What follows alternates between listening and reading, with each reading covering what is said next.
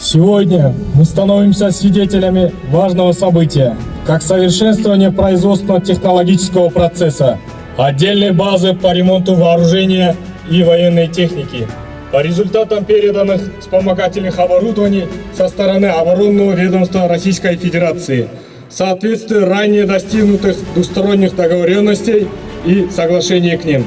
В этой связи официальная церемония приема передачи вспомогательного оборудования объявляется открытой.